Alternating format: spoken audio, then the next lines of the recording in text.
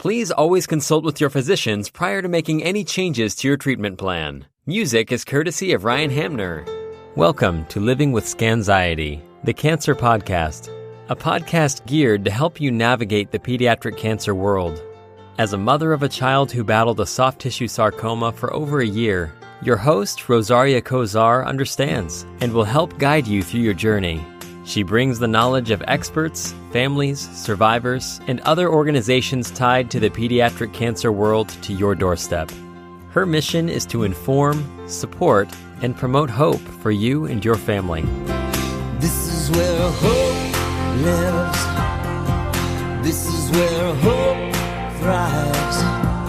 Together as one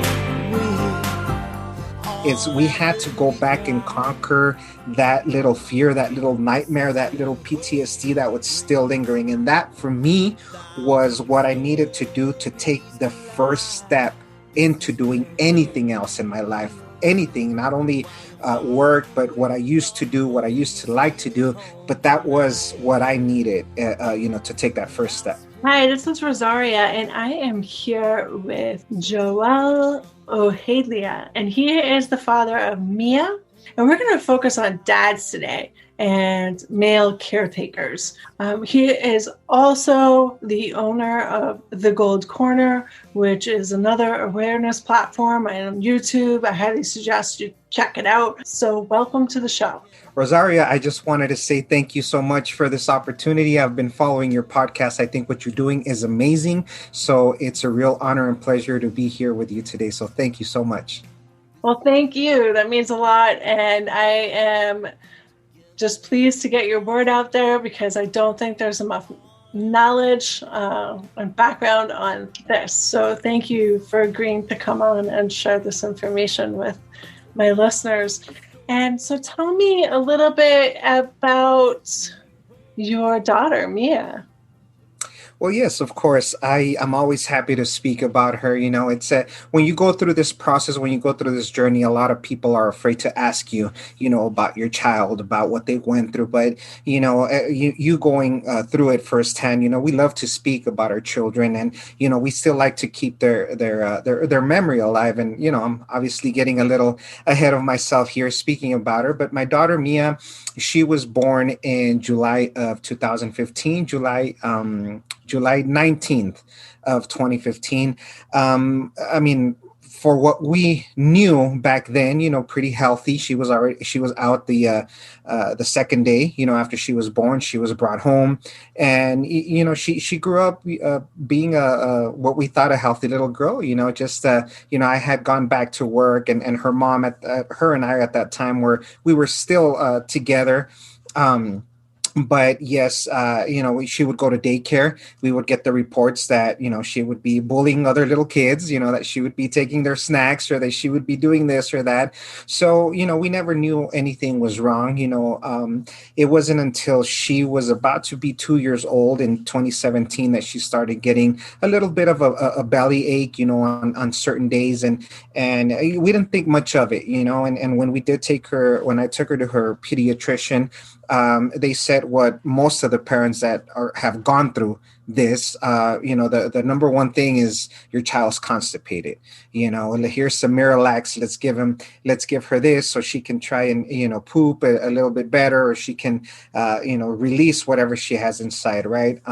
So that's what we thought. We thought that it was just, little belly aches, and we never thought that there was this big monster inside of her that was growing, that was actually there since birth, and we were not aware of that.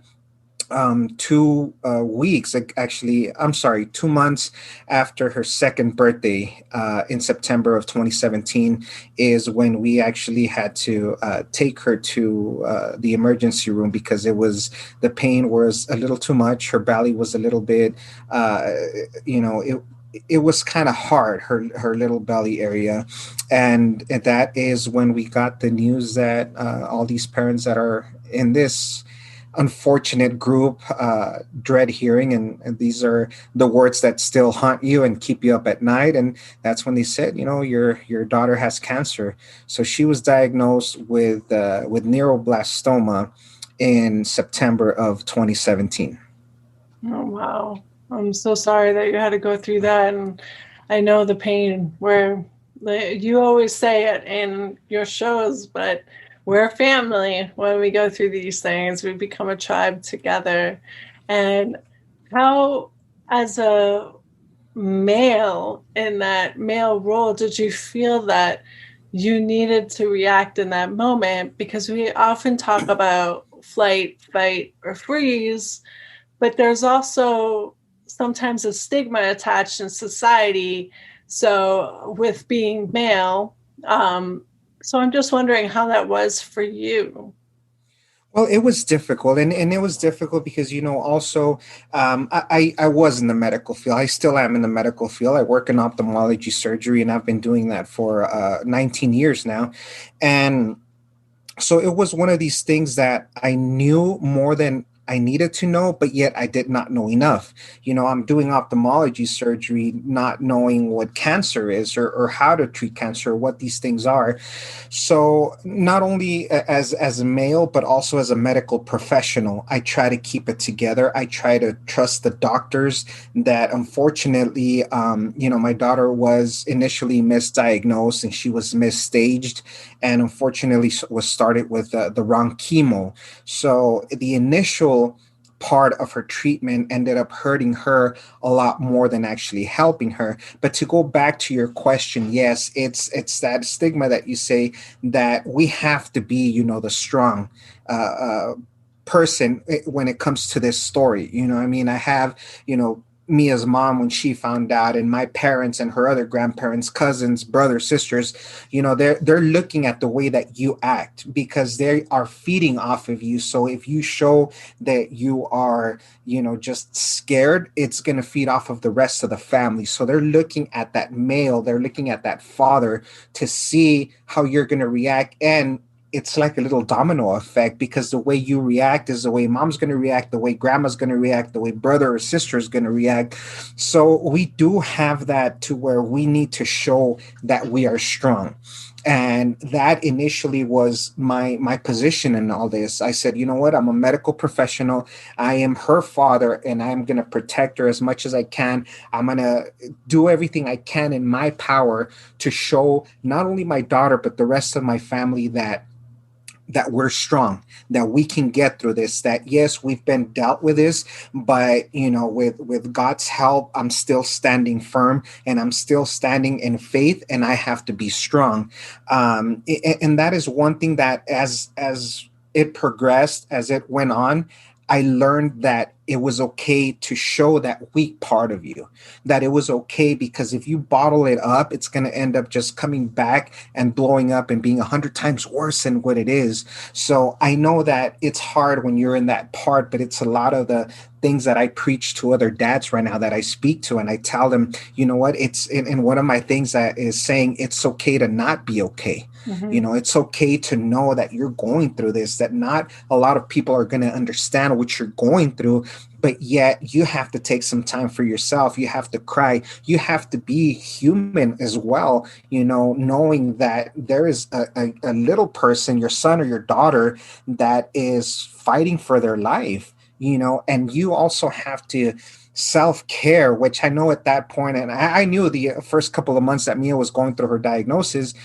through her treatments, I didn't care much about my self-care. Mm-hmm. Because all I wanted was to, 24/7 to cater to her. And that is, when the parent instinct kicks in, I'm going to protect my son, I'm going to protect my daughter. So yes, it's something that us as dads, we have to show that part, we have to show that we are strong. But it's okay. It's okay to also cry. It's okay to have those feelings because, again, we are human. And not only that, but we are also parenting a child that is literally clinging and fighting for their life. I'm so happy that you shared that with me. How did you feel about being left out of groups? And I say that because there are so many groups online and they're all labeled mom's group. What kind of help did you get? Well, and initially when these situations come in, we started here in our local hospital in El Paso, and eventually ended up going to Fort Worth to continue treatment. Yes, there, like you said, I was looking for a place, I was looking for a platform, and there is, several of them, but like you said, it was, cancer moms or momcologist or all these other organizations, and there was really no, the only organization out there that I had seen was a bereaved group for dads. But at that time, I wasn't a bereaved father. I was a father who was fighting along with their child. So there really wasn't, and 90% of the people that would go visit you, it would be moms that had gone through the same thing. But whenever there was a dad involved, I would welcome that dad and sit down and, please let me know what has helped you, what hasn't helped you, what are you doing to keep your sanity, because obviously being in this hospital, mom or dad, you lose track of days, you lose track of time. And so everything is kind of like a big blur. Everything kind of is happening like if you're in a dream almost. So yeah, it was difficult to find any sort of group for fathers that are going through that. And that is something that now, where I'm at right now is I try to also speak to a lot of the dads as well, and in my episodes, and in my nonprofit organization too, I try to speak to as many dads as we can, because we are also a part of this as well, and a very important part of this as well, both mom and dad. But yes, it was extremely difficult to find a group while I was going through that. I can't even begin to imagine from the male perspective. And that's why I find it so important to talk to you, get that perspective. This is one of the things I love about Joel's The Gold Corner, because he is one of the very few males that works with childhood cancer on his YouTube channel. That said, do you have a suggestion for what men can do to others that they can identify with? Well, I mean, the suggestion, one thing that I would say is, if you are not, the type of person that is on social media, if you're not the type to look for groups there, I know that there's a lot of hospitals that will have those groups. So whatever hospital, if you're going through it right now, speak to whatever social worker there is right there and ask them, are there any men's groups around here or anything that, that I can speak to other dads themselves? Because, it's important to be around other men that are going through the same thing. It's also equally as important, when you are with your spouse or your significant other and you're a part of that group, because you're getting the perspective of both mom and dad, and that's helping you. But there are a lot of things that us as men would like to discuss, that we need to be vulnerable as well. And that is one thing that we as men, it's in our instinct not to be vulnerable. And especially when you're faced with a situation like this, it's hard to be vulnerable and to, to have that strong persona. But, my suggestion is to speak to, social workers at that hospital, or if not, again, even if you're not on social media, get on these groups, again, my organization, my nonprofit organization, thegoldcorner.org, you can reach out to, me there. My office number is there. My email is there. I would be more than happy to speak to anyone that's going through this. This is a real passion of mine right now. It's something that I promised my daughter I was going to continue to do, that I promised God that I was going to continue to do. And so this is, I have people calling me at 2, 3 in the morning, 4 in the morning, wanting to speak, dads. And I'm happy, when I get to speak to them. So if this is you, please feel free to reach out to me. If you don't have any local groups or any other groups, I would be more than happy to speak to you. That's great. And that's really great to know that you have that out there and you're willing to work with these other men, because like you said, and if there are moms listening, we do have our own groups. And the reason why we have our own groups is because our self-care looks a lot different. But I just want to know, what did you end up doing for self-care? Well, as far as my self-care was different, obviously, when I was going through the journey with my daughter, as opposed to the self-care that I do now.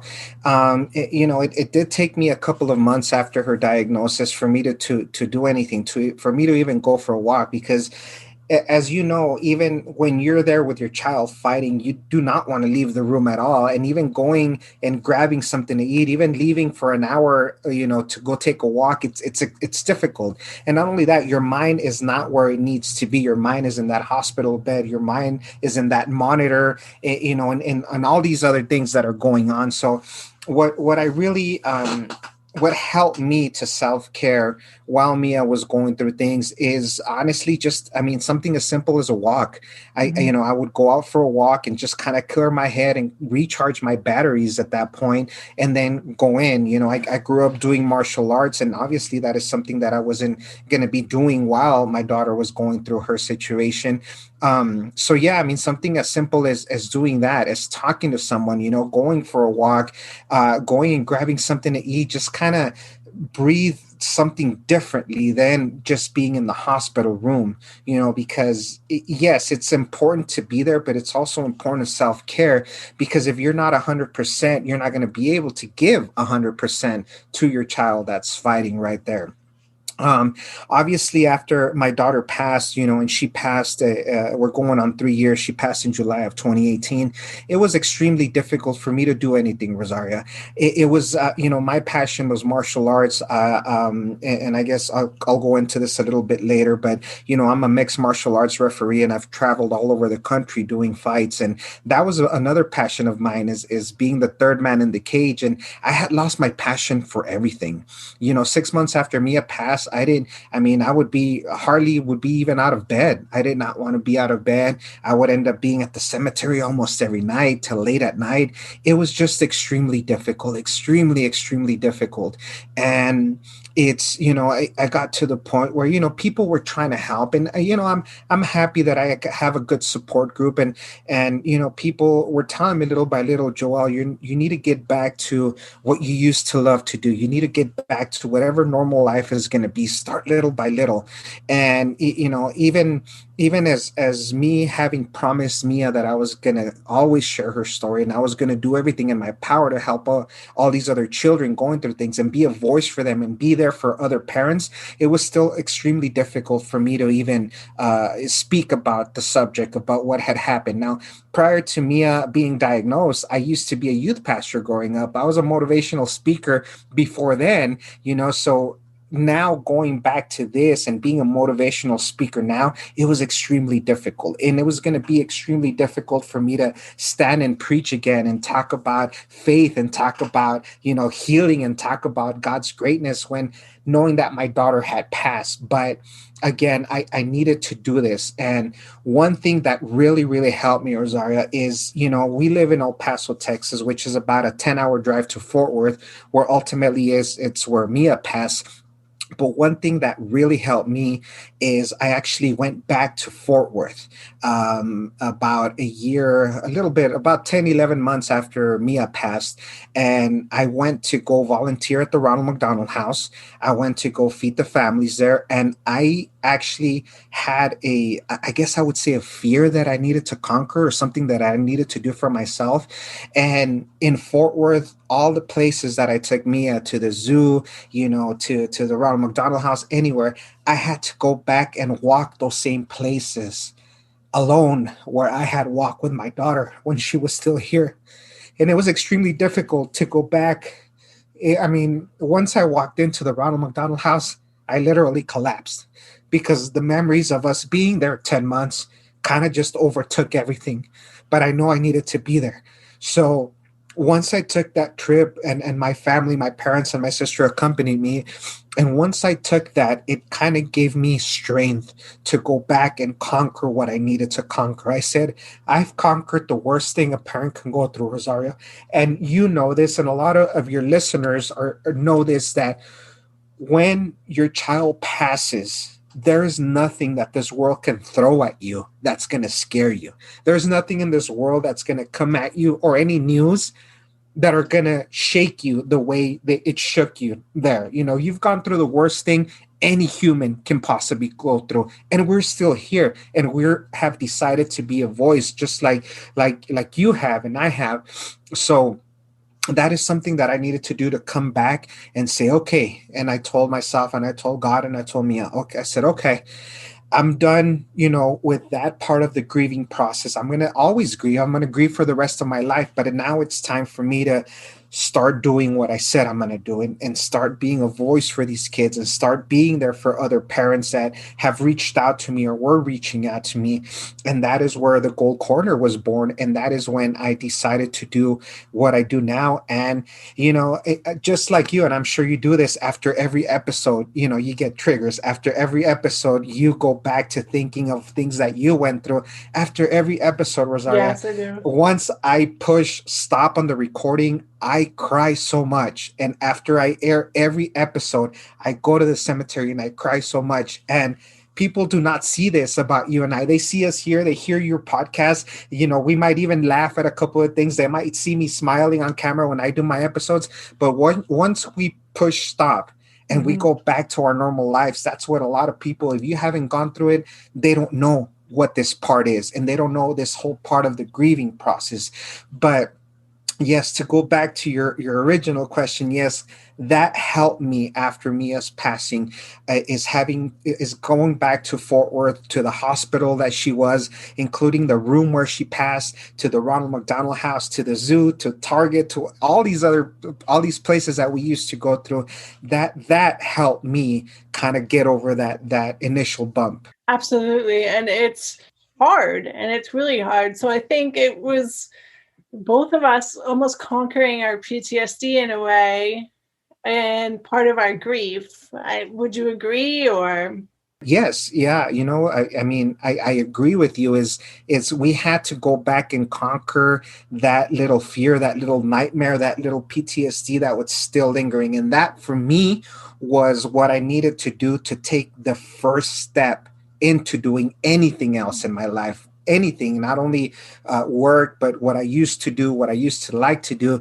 But that was what I needed, to take that first step. Well, thank you so much for being vulnerable and sharing that. I really appreciate it. Is there anything else that you'd like to add about being a caretaker? You ended up being the primary caretaker. So is there anything else you'd like to add about that? Like I did tell you earlier, it's okay to be vulnerable, and it's okay to show that soft side of you. You're not going to be less of a person, male, especially if you're showing that part, because that is something that if you hold on inside of you, it's going to bottle up, and it's probably going to come out in a way that it might hurt somebody's feelings. It might hurt somebody, or you might even end up hurting yourself, and that's not okay. Because self-care is very, very important. So if you're going through it right now with your child, self-care, find some time for yourself. If praying makes you feel better, then find a little spot or a little corner, or go to a somewhere outside in the cafeteria and pray. Or if you just want to walk and just get some fresh air, that's also one of the very important things is obviously self-care, and that's something I'm always going to be preaching, is about self-care. But yeah, definitely, I mean, it's okay. It's okay to be not okay, and I can't stress that enough. I can't let you know how important it is for you to know, Rosaria, a part of us and all the other bereaved parents, and even parents that have gone through it and their child is fine, there's going to be a part of us that is never going to be okay. And you have to know that it's okay, It's the way that you present that. And once you accept that, that part of you is not going to be okay, then trust me, it's going to make you feel a little bit better. Absolutely. I agree. And thank you so much for sharing that. I have to add, at the end of every show, we do a little something to kind of change, not the tone, but just kind of get where you are right now. If you could pick a song, any song that represents your life right now, what would it be? Wow. Okay. So there's a song by a Christian band called Mercy Me. I'm a big fan of Mercy Me. And there is a song that has helped me to get through where I am right now. We all, no matter what your belief is, we all know that this world is just not a good one right now, and we see how bad it's getting as, every day passes by. But the one song that really gets to me when I hear it is Almost Home by Mercy Me. And that song, if you haven't heard it, I suggest that you go and you hear it. And it's talking about how one day we're going to be home. This is not our eternal home. We will be home. We will see our children again. So the song says, just keep on running this race because we're almost home. It won't be long, and soon all your burdens, all your pains, and all the sadness will be gone because we will be home one day at this eternal paradise where we will be together with our children. We will be worshiping our Creator, and I, for one, cannot wait until I'm home. So if you see my episodes, I always end with this. And I tell people, live each day to its fullest because tomorrow's not promised. You really, truly got to live each day like if it's your last day. You got to make it count. And as Kiki and Tracy McDaniel, who also went through something like this, and they have an amazing organization called Chase to Victory. Chase would say the most important day is today. And it is. Mm-hmm. Today is the most important day. And I always tell people, just hold on a little while longer because we're almost home. And that to me is what keeps me going, is that one day I will be home with my daughter again, and this time for eternity. So that is my one song, Almost Home by Mercy Me. I can't wait to listen to it. I'll definitely have to download it and check it out. Well, thank you so much for joining me, and thank you for your vulnerability and giving all this amazing information.